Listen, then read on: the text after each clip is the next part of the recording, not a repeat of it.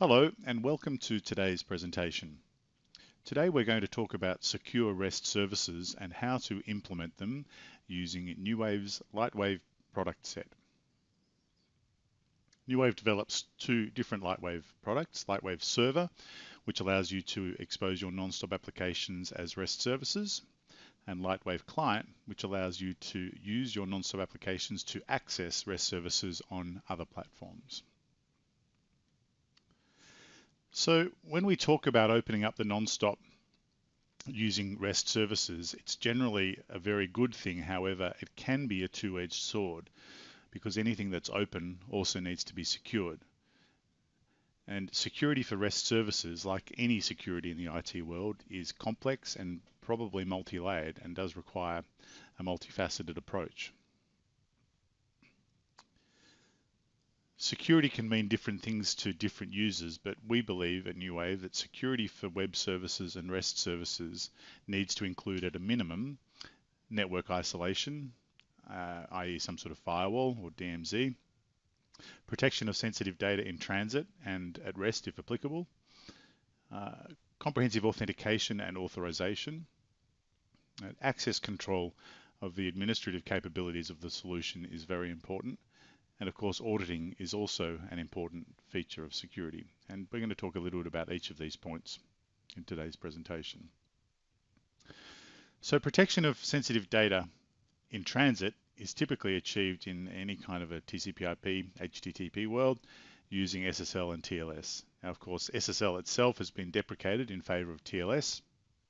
And as of June 30 last year, the PCI DSS requires TLS 1.1 or higher and strongly encourages TLS 1.2.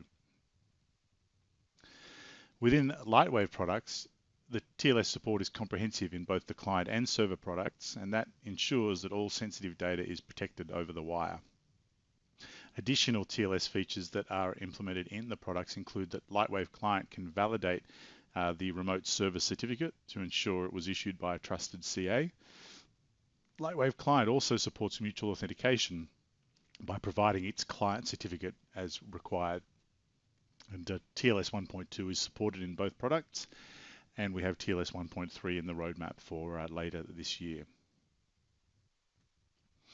We move on to authentication and authorization. And in simple terms, authentication means, are you who you say you are?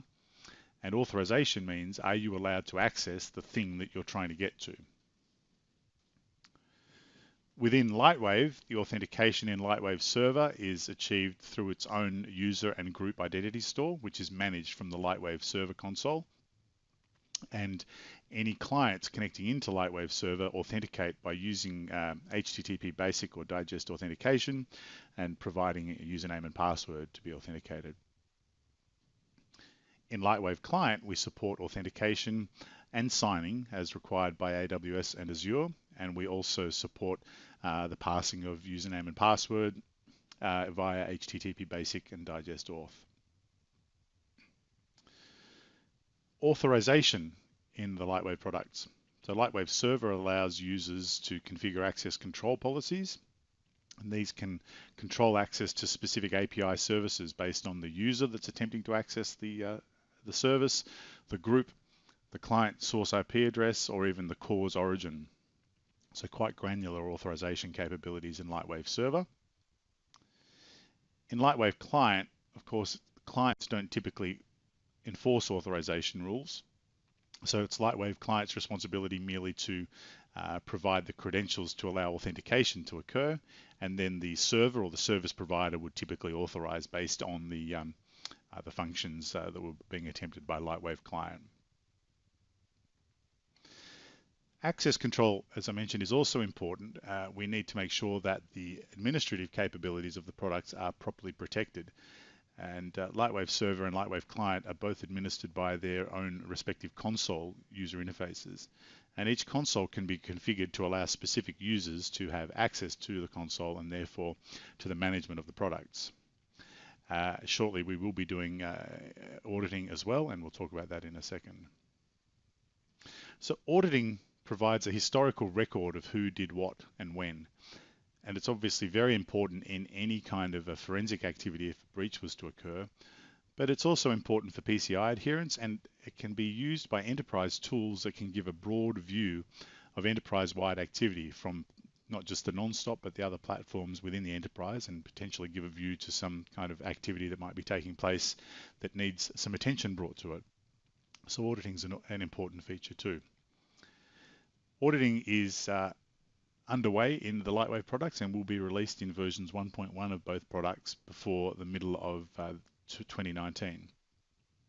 Our auditing will support comprehensive auditing of both the administrative and the runtime aspects of the product. So for instance, the administrative features might be to audit when an API was created, when a process was started, or when a user was created or deleted. And on the runtime side of things, the auditing might note when a service was accessed or when an authentication failed, and all of the auditing behavior will be fully configurable. And finally, masking will be used to ensure that no sensitive data is included in the audit trail, an important PCI point. And that's it for security within the LightWave product sets. If you've got any questions, please use the links on your screen to send them through, and we will get back to you with any information you might need. Thank you very much for your time. Have a great day.